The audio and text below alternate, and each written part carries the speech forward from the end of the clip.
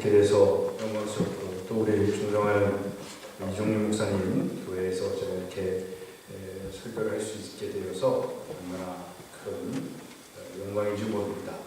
저는 아까 목사님께서 잠깐 설명하신 것처럼 서울과 홍천의 두 캠퍼스에 전인 기독학교라고 요즘 기독교 학교들이 한국에도 많이 생겨지고 있는데 10여 년 전에 저희 학교를 시작을 해서 이제 11년 차를 맞이하고 6학년들은 시애틀의 캐스케이드 크리스천 스쿨에 와서 1년 유학을 합니다. 그래서 매해 제가 한 2번, 많게는 3번 방문하면서 아이들을 격려하고 또 오는데 올해부터는 이 썰이라든지 아버츠포드 크리스천 스쿨하고의 좀 관계성에서 이쪽으로도 이 아이들을 보낼까 하는 생각을 가지고 또 왔는데 목사님께서 설교를 하라고 하셔서 순종하는 마음으로 제가 이렇게 썼습니다.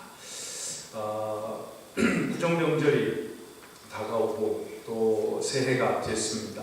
이번 새해에 큰 하나님의 축복이 있기를 간절히 소망합니다. 괴테는 이런 얘기를 했습니다. 첫 단추를 잘못 끼우면 마지막 단추는 끼울 구멍이 없다. 시작을 잘하는 것, 목적을 잘 정하는 것, 이것이 우리 삶 속에 참 중요하다고 생각을 합니다. 크리스천의 삶의 계획을 세울 때 우선적으로 우리가 생각해야 할 것은 속도보다는 방향성입니다. 요즘은 속도가 중요시되어지는 시대이지 않습니까? 저도 한국에서 핸드폰 쓰다가 여기 와서 보니까 답답해서 속도가 느려가지고 쓰기가 참 불편합니다. 그만큼 빠른 것에 익숙해져 있지만 빠른 대로 달려가기는 열심히 달려가고 있습니다. 근데 어디로 가는지도 모르고 어디로 가야 할지도 모르고 사는 세대가 오늘 우리들의 세대입니다. 특히 우리 다음 세대들이 많은 우리 교회라서 저희가 참 더 기쁘고 흥분이 되어지는데 우리 가치관, 이 방향을 제대로 알고 가는 것 속도보다 얼마나 중요한지 모릅니다. 그래서 우리는 삶의 기초가 되시는 하나님과 함께 시작하는 그 올바른 방향을 선택함으로 이 새해를 축복되게 시작하기를 소망합니다. 지금 이 새해를 여러분들 시작을 했는데 여러분의 손에 이 새해를 향한 방향을 맞추는 하나님의 이 나침반이 여러분들의 손에 쥐어져 있느냐 하는 것입니다. 오늘 우리가 예배를 드리며 하나님께 초점을 맞추고 하나님께서 말씀하시는 대로 순종하며 살기를 원합니다. 오늘 본문은 여러분들이 아마 성경을 종종 읽었다고 한다면 자주 대할 수 있었던 본문이 아닐까 싶습니다. 애굽에서 참담한 430년의 노예 생활을 마친 이스라엘 백성이 모세의 지도 아래 출애굽했습니다. 그래가지고 광야에서 40년 동안의 시간을 보내고 이제 하나님께서 약속하신 그 젖과 꿀이 흐르는 그 땅 앞에 목전에 거해 있는 것입니다. 누보산에서 가나안 땅을 바라보면서 하나님의 축복을 기대하는 것입니다. 그런데 너무나도 이 백성들에게 큰 사고가 또 사건이 하나 일어납니다. 그것은 뭐냐면 이제까지 광야의 모든 삶을 인도해온 모세가 죽은 것입니다. 여러분, 이스라엘 백성에게 모세라는 사람은 없어서는 안 될 그런 존재였습니다. 모세가 없는 가나안의 꿈은 상상도 할 수 없었습니다. 모세는 40년간 이들을 이끌었고 먹였고 정치적, 경제적, 또 영적 필요를 채워줬던 강력한 리더십이 있었던 사람입니다. 그런 이스라엘 백성에게 모세가 죽었다라는 것은 약속의 땅 가나안에 걸었던 그들의 모든 꿈과 희망과 미래가 산산조각이 난 절망을 의미하는 것과도 같습니다. 그래서 가나안 행군은 중단이 되었습니다. 먼 땅에 주저앉아 눈물로 한 달을 보내고 있었습니다. 40년간 몸에 밴 모세와 함께한 그들의 삶의 패턴이 다 깨어지는 그런 순간입니다. 여러분, 그 순간의 불안함을 여러분 경험하지 않으셨습니까? 그 순간의 절망과 그 순간의 그 답답함을 여러분들은 경험하지 않았습니까? 한국에서 모든 생활을 정리하고 이 미국 캐나다 땅에 왔을 때에 그 정말 본토 친척 아비집을 떠나 온 여러분들의 상황, 한국에서의 그 익숙하고 편안했던 그 모든 것을 뒤로하고 이곳에 왔을 때의 그 답답함, 암담함, 그 모든 익숙함의 이별이 우리에게 다가오는 그 불안함과 그 절망감은 아마 절정에 이르는 것일 겁니다. 이스라엘 백성에게 지금 그 순간에 다다른 것입니다. 그런데 어느 날 이런 것들이 갑자기 없어진 이스라엘 백성이 주저앉아서 눈물로 세월을 보내고 있을 때 하나님께서 새로운 지도자 여호수아라는 사람을 세우십니다.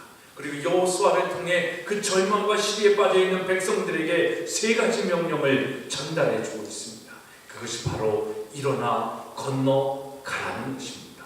우리 2절의 말씀 한번 같이 읽어보도록 하겠습니다. 시작. 내 종 모세가 죽었으니 이제 너는 이 모든 백성과 더불어 일어나 이 요단을 건너 내가 그들 곧 이스라엘 자손에게 주는 그 땅으로 가라. 백성과 더불어 일어나 요단을 건너 가나안 땅을 향해 가라 라고 명령하시는 것입니다. 여러분, 2014년 하나님이 여러분의 삶 속에 일어나 건너가야 할 삶을 일어나 건너가기를 원하고 계심을 믿으시기를 바랍니다. 새해가 돼도 새해 같지 않죠.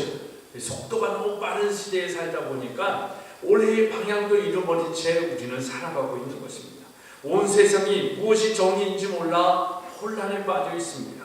어떤 때는 내가 믿고 있는 하나님마저도 의심되어질 수밖에 없는 그런 문화와 세상 속에 우리가 살고 있습니다. 그러니까 우리의 청년들뿐만 아니라 청소년, 또 우리 다음 어린아이들은 이 하나님이라는 존재를 느낄래야 느낄 수 없는 그런 문화와 미디어와 인터넷 환경 속에서 살아가고 있습니다. 그런데 한국의 대통령은 비정상이 정상이 되어 되어 있다라는 얘기를 합니다. 비정상적입니다. 하나님을 부인하고서는 이 세상이 정상적일 수가 없습니다. 나라를 부인하고는 정상적일 수 없음에도 불구하고 그 비정상이 정상적으로 느껴지는 시대가 되어지고 우리는 그 시대에 살고 있습니다. 그러니까 뭔가 손에 쥔 것 같은데도 쥔 게 없고 뭔가 마음에 담겨져 있는 것 같은데도 허전함에 살고 있습니다. 그러니까 많은 사람들이 우울증에 빠져서 살아가고 있는 것입니다. 이기주의와 무감각증에 빠져 더 이상 미래에 대한 희망과 생명을 상실한 채 살아가고 있습니다. 삶의 성편도 그렇지 않습니까? 밝아온 2014년이라고 얘기하지만 그다지 희망적이지도 않습니다. 미국 경제가 좀 좋아진다고 하지만 또 다시 어려운 상황에 접해져 있는 것을 잠깐 느끼고 인터넷을 통해서 뉴스를 보았습니다. 좋아진다고는 하나 여전히 정치, 경제, 문화, 교육, 종교 총체적인 위기에 처해져 있습니다. 세대 간의 갈등이 점점 깊어져 가고 있습니다. 이제는 세대 갈등이 아니라 세대 간의 전쟁이라고 해야 할 만큼 부모 자식 간의 갈등이 심화되어지고 있습니다. 이념적, 종교적, 문화적, 국가적 갈등의 물은 깊어져서 세계 곳곳에서 우리는 테러와 전쟁의 소식을 듣고 있습니다. 그럼에도 불구하고 하나님은 우리에게 2014년이라는 새 날과 새 해를 주셨습니다. 그리고 그 새 날과 새 해를 주시고 새 일을 행하시고자 하시는 하나님은 우리를 향해서 명령하시는 세 가지가 있습니다. 일어나라, 건너가라 라는 말씀입니다. 여러분, 2014년 침체된 삶의 자리에서 일어나기를 주님의 이름으로 부탁합니다. 불가능한 삶의 자리에서 하나님과 함께 건너십시오. 불안한 시대에 하나님의 약속을 믿고 가십시오. 일어나 건너가라는 하나님의 말씀의 전제. 여러분, 이 말씀의 전제는 뭐가 있냐면 우리의 삶에 여전히 장애물이 있다는 것입니다.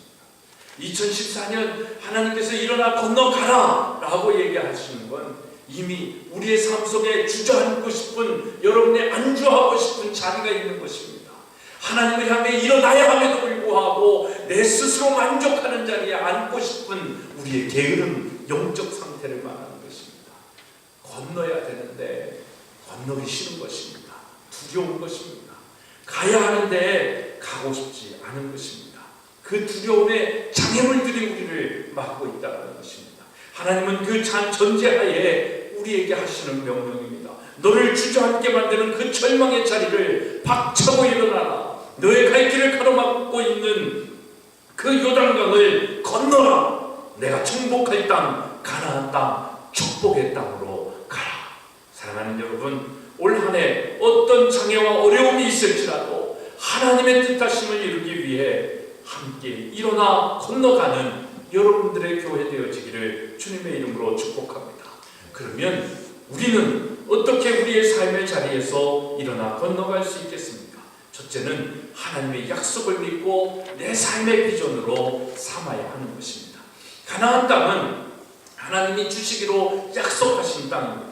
3절과 4절의 말씀을 보십시오. 내가 모세에게 말한 바와 같이 너희 발바닥으로 밟는 곳은 모두 내가 너희에게 주었노니 곧 광야와 이 레바논에서부터 큰 강 곧 유브라데 강까지 해쪽 성의 온 땅과 또 해지는 쪽 대해까지 너희의 영토가 되리라.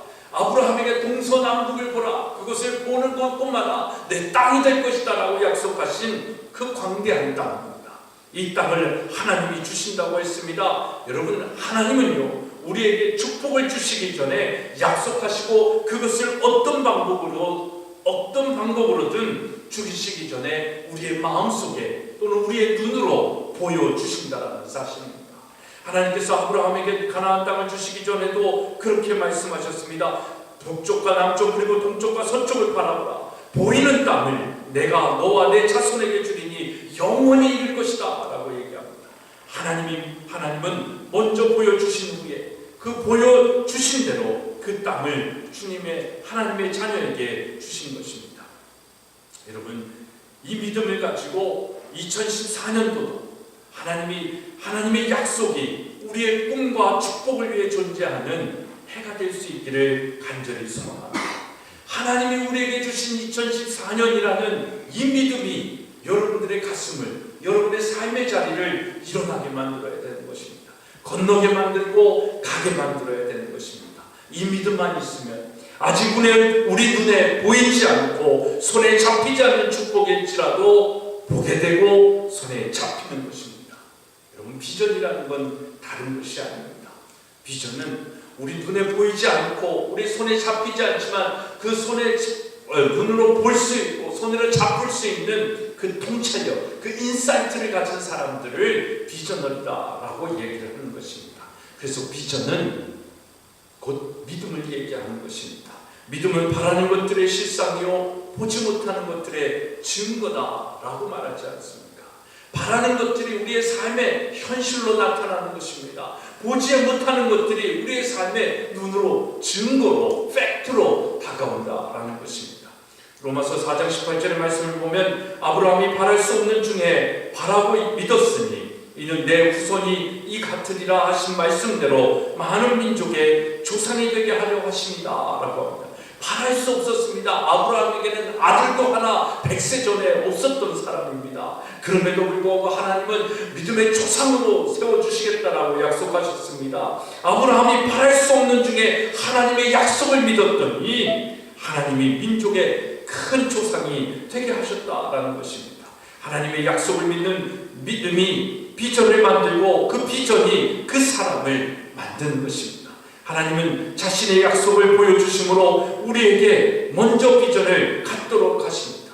그리고 비전은 믿음을 통해 이루어지는 것입니다. 그렇습니다, 여러분. 사람이 비전을 상상하고 또 비전이 바로 그 사람을 만들어가는 것입니다. 어떤 비전을 갖느냐가 바로 그 사람을 만들어줍니다. 이 비전은 하나님의 약속을 근거로 할 때 헛된 꿈이 되지 않고 내 욕심을 이루는 야망이 되지 않습니다. 너무나 많은 사람들이 꿈을 얘기합니다. 너무 많은 사람들이 비전에 대하여 이야기하고 있습니다. 그런데 그 비전과 그 꿈이 하나님의 약속과 전혀 상관이 없고 약속과 아무런 관계가 없다고 한다면 그건 내 욕심이 되어지고 내 야망이 되어지는 것입니다. 하나님께서 나를 이 땅에 지으시고 창조하신 그 목적을 이루어 가는 것, 그 말씀의 약속이 내 삶의 비전이 될 때 나는 위대한 인물이 되어지고 위대한 삶을 사는 것입니다. 근데 많은 사람들이 착각하고 있어요. 내가 대학을 잘 가면, 내가 CEO가 되고, 내가 부자가 되면 그것이 내 비전이 되고, 그것이 내가 이루어지는 것이 내 꿈을 성취하는 거다라고 생각합니다. 그런 사람들이 설령 자기들의 그 생각을 이루었다고 해서 행복할까요? 행복하지 않습니다. 왜 그 부자들이, 왜 권력가들이 자살을 하는 일이 많아요? 자신들의 욕심을 채우고 자신의 야망을 채웠을 뿐 하나님의 비전을 채우지 못했기 때문입니다. 사랑하는 여러분, 새해 큰 비전을 가지고 믿음으로 비전을 성취하는 축복이 있기를 주님의 이름으로 축원합니다. 2014년이 우리에게 새해로 존재한다는 것은 세월이 아닙니다. 하나님이 주신 약속입니다. 우리는 이 약속의 주인이 하나님이심을 인정해야 우리는 하루를 살아도 주를 위하여 살 수 있는 것입니다.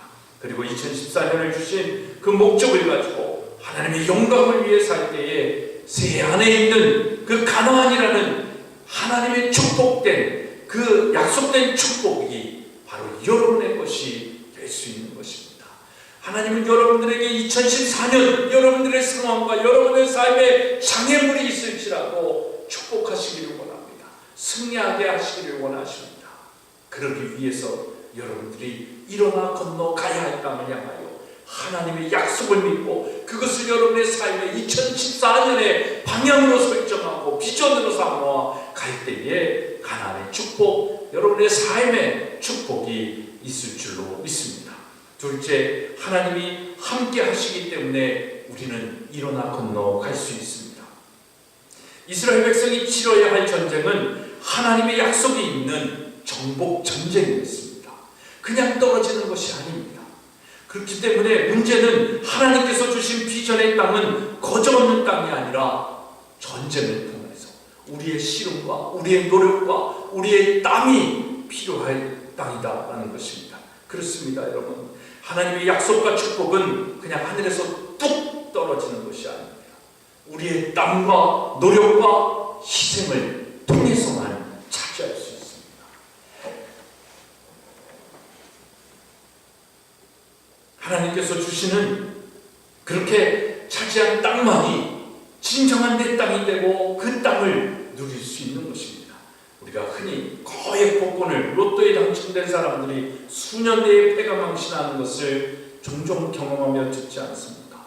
하나님께서 주시는 축복과 은혜 제대로 누리기 위해서는 전투하듯이 우리의 삶의 희생을 통해 얻어야 한다는 것을 가르쳐 줍니다. 학생들은 열심히 공부해야 되는 것이고 부모들은 열심히 일하고 교육하는 데에 최선을 다해야 되는 것입니다. 생각해 보십시오.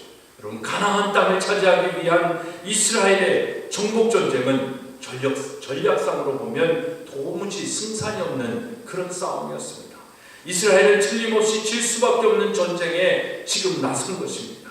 그래서 여호수아가 우리가 잘 아는 얘기 아닙니까? 12명의 정탐꾼을 가나안 땅에 보냈습니다.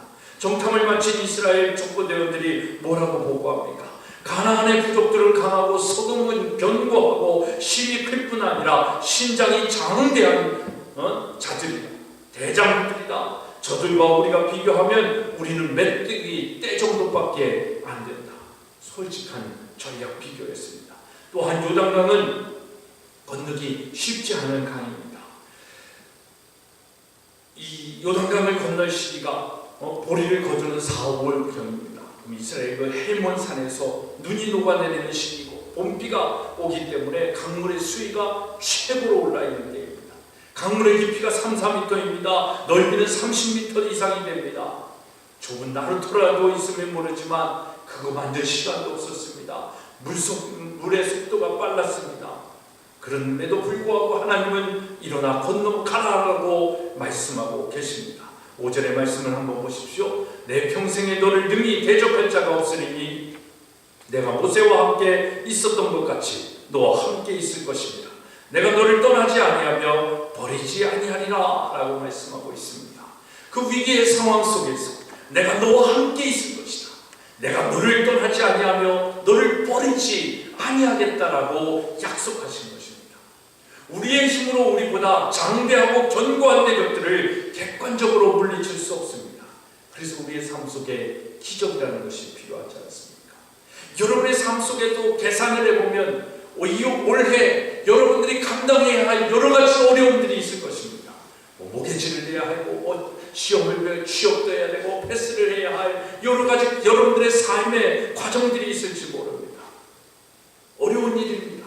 그런 상황임에도 불구하고 하나님이 우리와 함께 하신다라는 이 약속을 믿을 그 믿음이 필요한 것입니다. 여러분, 우리 믿음의 사람들에게 가장 큰 기적은 뭘까요? 하나님이 나와 여전히 함께 하고 계신다라는 것입니다.